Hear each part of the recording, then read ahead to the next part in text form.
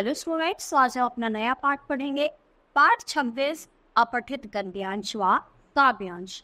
तो सबसे पहले अपठित गद्यांश क्या होता है? पिछले कक्षाओं में आप अपठित गद्यांशों के विषय में पढ़ चुके हैं। अब आप निम्नलिखित गद्यांशों को ध्यानपूर्वक पढ़िए और दिए गए प्रश्नों के उत्तर दीजिए। विद्यार्थी जीवन व्यक्ति का सर्वश्रेष्ठ जीवन होता है। यह हंसने हंसाने का समय है। खेल खेल में पढ़ाई का अभ्यास इसी उम्र में होता है। माता पिता लाड प्यार करते हैं। परिवार वाले स्नेह की वर्षा से अबोध मन को विद्या देते हैं। नित्य नए मित्र बनते हैं। छेड़छाड़ चलती है। नोक झोंक भी होती है। कभी कभी लड़ने झगड़ने, चुगली करने, मारपीट या अन्य मनमुटाव का भी अवसर आ जाता है। परंतु सारा द्वेष, समस्त क्रोध, सारी कड़वाहट दूसरे पद में नष्ट हो जाती है। आज जिससे लड़े कल उसी के साथ बैठकर मीठी मीठी बातें करने का दृश्य दिखाई देता है। खाने पीने और मौज उड़ाने का यह मस्ताना मौसम चाहे कितना ही छोटा ना हो, लुभावना और सुहावना होता है। तो देखो, गद्यांश क्या होता है? एक हमें पैराग्राफ दिया जाता है, उसी के बेसिस पे क्वेश्चन है और उनके हमें उत्तर में होते हैं इसी अपठित गद्यांश में से। तो देखो, हमने पूरा पढ़ा कि जो सबसे अच्छा जीवन होता है वो कौन सा होता है? विद्यार्थी जीवन, यानी बच्चों का जीवन।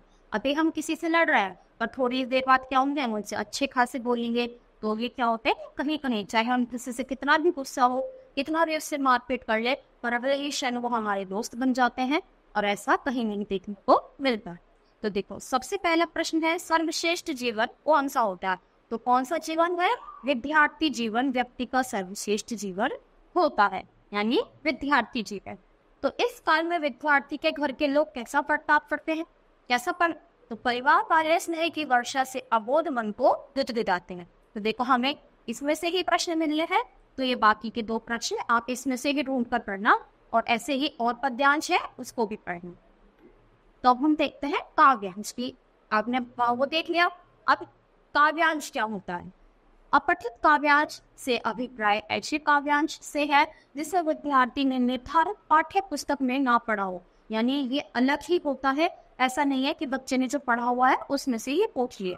भाषा शिक्षण का उद्देश्य है कि विद्यार्थी केवल पठित सामग्री के विषय में ही ज्ञान और बोध प्राप्त ना करे, बल्कि सीखी हुई समझ का अन्य स्वतंत्र संदर्भों में अनुप्रयोग करे।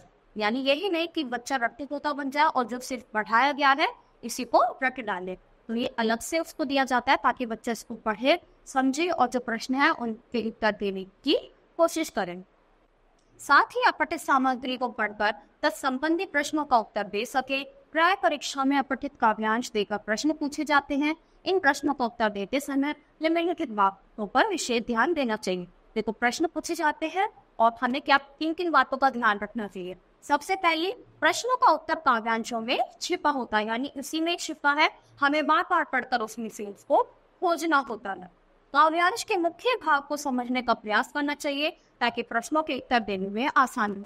इसको बार बार पढ़ो और उसका मीनिंग निकालने की कोशिश करो, तभी तो हम क्या कर पाएंगे, उत्तर दे पाएंगे।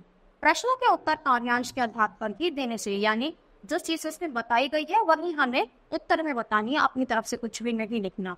उत्तरों की भाषा सरल, सुबोध तथा अभिव्यक्ति स्पष्ट हो, यानी बहुत ही सरल भाषा नहीं होनी चाहिए और बिल्कुल सटीक, यानी जो है उसी को लिखना है। उत्तर जहां तक हो सके संक्षिप्त, यानी बिल्कुल भी लंबा आंसर नहीं लिखना, जितना छोटा हो सके इतना हमें छोटा आंसर लेना है। देखो, सबसे पहले क्या है, ये हमें काव्यांश दिया गया है। अपठित गद्यांश में क्या होता है? पूरा पैराग्राफ, और ये होता है पोयम टाइप, छोटा सा। मैंने उसको जब जब देखा, लोहा देखा, लोहे जैसा देखा, गलते देखा, बोलते देखा, मैंने उसको गोली जैसा चलते देखा। तो देखो, मैंने क्या देखा? मैंने उसे इतना देखा कि लोहा भी देखा, लोहा जैसे उसे तपते हुए भी देखा है, ढलते हुए भी देखा है, और उसे मैंने गोली जैसा चलते हुए भी देखा, यानी ऐसे भी देखा है। तो सबसे पहला प्रश्न है, नारी स्वयं को किन किन रूपों में ढाल सकती है? तो यानी हमें ये पता चला कि ये सारी किसकी बात हो रही है? एक नारी की यानी स्त्री की बात हो रही है, और किसी ने उसे देखा कि मैंने उसे इतना देखा है, तपती भी है, वो काम भी करती है और बहुत ज्यादा काम करती है। तो इस किस किस रूपों में देखा है? तो नारी स्वयं को लोहे के विभिन्न रूपों में ढाल लेती है, यानी लोहे की तरह वो बहुत सारे अपने काम करती है, वो तपती भी है, वो क्या करती है, ढलते भी देखा है, उसको ढलते हुए भी देखा है और गोली की तरह चलते हुए भी देखा है। नारी वीरांगना कब बन जाती है? वीरांगना कब बन जाती है? तो नारी के अंदर लोहे के समान शक्ति होती है, आवश्यकता पड़ने पर वह शत्रु पर गोली के समान आक्रमण करती है। यानी नारी क्या है? एक लोहे के समान, यानी लोहे जितनी शक्ति होती है, अगर जरूरत आती है तो उस समय अपना वो रोग अपने शत्रु के खिलाफ प्रयोग करती है। गोली जैसे चलता देखा ना, गोली की किस विशेषता की ओर संकेत किया गया है? तो भारतीय नारी गोली के समान तीव्र गति से आगे बढ़ती है और कभी पीछे नहीं हटती। अब जैसे गोली है तो क्या करेगी? वो आगे की ओर चलेगी और कभी पीछे नहीं हो। तो उसमें यही बताया गया है कि गोली की तरह वो अब आगे आगे चलती रहती है और कभी भी पीछे नहीं आती। नारी को लोहे के रूप में देखने के पीछे कवि का क्या महत्व है, यानी क्यों बताया गया है? तो नारी लोहे के समान दृढ़ है तथा अपना रूप बदलती रहती है, यानी वो जैसी जैसी उसकी क्या होती है, जो भी जैसे जैसी वो आती रहेंगी, मतलब जो जो चेतावनियां आती रहेंगी, जो जो मुसीबतें आती रहेंगी, उसकी तरह वो अपने आप को ढाल लेती है। अगर अच्छा है तो अच्छा बन जाती है, कोई गुस्से में है तो गुस्सा, और अगर इसको किसका रूप लेना पड़े, शक्ति का रूप लेना पड़े, तो वो अपने शत्रुओं से लड़ भी जाती है। तो लोहे की तरह बहुत सारे रूप ले सकती है।